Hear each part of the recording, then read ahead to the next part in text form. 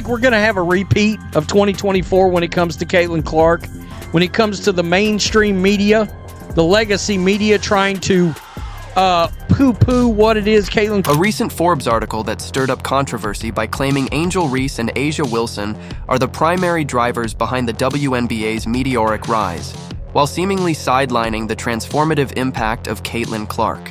Buckle up, because we're about to unpack this narrative, dissect the data, and call out the disconnects in a way that only our YouTube channel can. If you're as fired up about women's basketball as we are, hit that like button, subscribe, and let's get into it. The Forbes claim, a bold but flawed headline. Let's start with the article itself, published by Forbes and authored by Dr. Tamika Townsell, a professor at the University of Washington specializing in black representation in media. The piece argues that Angel Reese and A'ja Wilson are the key figures fueling the WNBA's growth, positioning them as the faces of the league's newfound popularity. Meanwhile, Caitlyn Clark, whose rookie season shattered records and packed arenas, is portrayed as just one of many contributors, a supporting act rather than a leading star. Clark is done for the league. Let's be real. She's the face of the WNBA already. She's the only one that really and truly moves the needle. Nobody would know who Angel Reese was. This perspective has raised eyebrows, and for good reason. It feels like a deliberate attempt to rewrite the narrative of the WNBA's 2024 season, ignoring the seismic impact Clark has had on the league's visibility, revenue, and fan base. Now, don't get us wrong. Angel Reese and A'ja Wilson are phenomenal athletes. Reese, with her relentless energy and double-double machine status, has carved out a significant presence in the league. Wilson, a two-time MVP and cornerstone of the Las Vegas Aces, is a force on the court and a leader in the sport. Their contributions are undeniable, and we'll dive into their impact later. But to suggest they're the primary drivers of the WNBA's growth while downplaying Clark's role, that's like saying the sun is just a minor player in the solar system. The numbers, the sold-out arenas, the record-breaking viewership, they all point to Clark as the catalyst who's taken the league to new heights. So why is Forbes pushing this narrative? Let's break it down. Also, they decided to throw A'ja Wilson into this absurd article from Forbes talking about how A'ja Wilson and Angel Reese are leading the Caitlyn Clark. The meteor that shook the WNBA, Caitlyn Clark, didn't just enter the WNBA in 2024. She crashed into it like a meteor, sending shockwaves through the sports world. From her very first game with the Indiana Fever, she was rewriting record books, drawing unprecedented crowds, and commanding attention in a way no rookie has in recent memory. Let's talk numbers because the stats don't lie. Viewership records, games featuring Clark averaged 5 million viewers in the 2024 season, a figure that dwarfs the 500,000 or fewer viewers for games without her. That's a threefold difference in audience engagement, a gap so wide it's impossible to ignore. For context, the WNBA's 2024 season broke multiple viewership records, with Clark's games often doubling or tripling the audience of other matchups. Her debut game alone drew 9 million viewers, a number unmatched by any game without her on the court. Attendance surge. The Indiana Fever, a team that struggled to fill seats in previous seasons, saw a record home attendance of 340,115 fans in 2024. When Clark played, attendance spiked by over 50% compared to games she didn't participate in. Venues like Gainbridge Fieldhouse, once half empty, were packed to the rafters, with fans arriving early just to watch her warm up. One season ticket holder, a 15-year veteran of Fever games, described the atmosphere as electric, like nothing I've ever seen. Economic impact. Clark's influence extends beyond the court. Ticket prices for her games doubled or tripled, boosting team revenues across the league. Concession sales surged, merchandise, especially Clark's jersey, outsold all other players combined, and new sponsorship deals poured in. Her presence has been a financial windfall for the WNBA, strengthening the league's economic foundation and creating opportunities for all players. Has never played in a game with more than 3 million viewers without Caitlyn Clark playing in that game? And I'm being dead serious. She's not played in one. These aren't opinions. They're facts backed by hard data. Clark's rookie season was a game changer, not just for the Fever, but for the entire WNBA. She's the needle mover, the spark that ignited a surge in interest in women's basketball. So why does Forbes seem so intent on minimizing her role? The Forbes narrative, a selective focus. The Forbes article leans heavily on social media metrics to make its case, highlighting Angel Reese's impressive follower counts, 4.8 million on Instagram and 5 million on TikTok, while noting Clark's 3.1 million Instagram followers. The implication? Reese's online presence makes her the bigger draw. But this argument falls apart when you consider the difference between social media clout and real-world impact. Instagram likes don't fill arenas or drive TV ratings. Viewership and attendance do, and on those fronts, Clark is in a league of her own.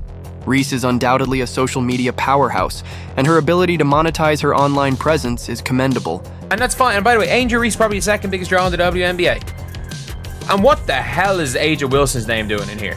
The Aces were what, like fourth in viewership number? To understand the Forbes article's perspective, we need to look at its author, Dr. Tamika Townsell. A professor at the University of Washington, Townsell specializes in Black representation in media, a focus that shapes her analysis of the WNBA's growth. Her academic background suggests a progressive worldview, one that prioritizes highlighting the contributions of Black athletes. This is a valid and important perspective. Black players have historically been underrepresented in media coverage despite their dominance in the sport. But when that lens leads to a selective narrative that downplays the contributions of a player like Clark, it crosses into bias. Townsell's article seems to reflect an ideological agenda, one that frames the WNBA's growth as a story of Black excellence, while minimizing the role of a white athlete like Clark. This approach is evident in the article's emphasis on Reese's social media metrics and Wilson's leadership, while Clark's record-breaking achievements are brushed aside. It's not just about who's getting credit. It's about the implication that Clark's impact is less significant because it doesn't fit the narrative Townsell wants to tell. This selective storytelling doesn't just undermine Clark. It does a disservice to the entire WNBA by ignoring the collective contributions that have driven the league's success. The University of Washington, where Townsell teaches, is known for its progressive stance, and that ideology appears to permeate her writing. It's hilarious.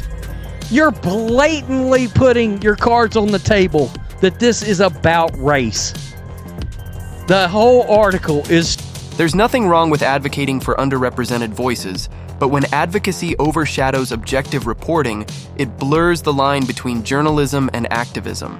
The Forbes article feels less like an analysis of the WNBA's growth and more like a platform for Townsell's worldview, one that prioritizes racial dynamics over the broader picture of the league's success. The racial subtext, a divisive narrative, one of the most troubling aspects of the Forbes article is its underlying racial subtext. By pitting Reese and Wilson against Clark, the piece subtly frames the WNBA's growth as a competition between Black and white athletes. This narrative is not only unnecessary but also harmful, especially at a time when the league is finally gaining the mainstream recognition it deserves. Women's basketball has long struggled for attention, overshadowed by men's sports and plagued by stereotypes about its marketability. The 2024 season was a turning point, with record-breaking viewership, packed arenas, and new sponsorship deals elevating the WNBA to new heights. This should be a moment of unity, a celebration of all the players who've contributed to the league's success, not a manufactured rivalry based on race. The article's focus on Reese and Wilson as the faces of the WNBA, while downplaying Clark, feels like an attempt to counter the narrative that Clark's popularity is driven by her race. There's no denying that race plays a role in sports media. White athletes often receive disproportionate attention, a phenomenon rooted in systemic biases. Skewed and biased because it's the young white girl, young white woman against these Black athletes. But dismissing Clark's impact because she's white is just as problematic as overhyping her for the same reason. Her achievements, shattering decades-old records, filling arenas, driving viewership, are not a function of her race, but of her talent, charisma, and ability to captivate audiences. To suggest otherwise is to diminish her hard-earned success and fuel division among fans. This racial framing is particularly frustrating because it distracts from the real story, the WNBA's collective triumph. Every player, from Clark to Reese to Wilson, brings something unique to the table. Clark's sharpshooting and playmaking draw massive crowds. Reese's tenacity and flair resonate with younger fans. Wilson's dominance sets a standard for excellence. Together, they form a mosaic of talent that's elevating the league. Why turn this into a zero-sum game where one player's success comes at the expense of another's? The Forbes article's approach feels like a step backward, reigniting tensions that have no place in a sport that's finally breaking through. The endorsement empire. Clark versus Reese. Another area where the Forbes article misses the mark is its comparison of endorsements. The piece celebrates Reese's McDonald's meal deal and partnerships with brands like Reebok, Calvin Klein, and Pepsi, presenting them as evidence of her marketability. Meanwhile, Clark's endorsement portfolio, an empire that includes Nike, State Farm, Gatorade, Wilson, Bose, Buick, HR Block, Goldman Sachs, and over a dozen other major corporations, is barely mentioned. Sorry, not sorry. The statistics do not support your claims when it comes to viewership. Caitlyn Clark is undoubtedly part of the reason. This discrepancy is staggering. Reese's deals are impressive, especially for a rookie, but Clark's partnerships represent the gold standard in athlete marketing, a level of brand dominance rarely seen in a first-year player. Let's break it down. Angel Reese. Partnerships with Reebok, Calvin Klein, Pepsi, and a McDonald's meal promotion. She's also ventured into fashion and media.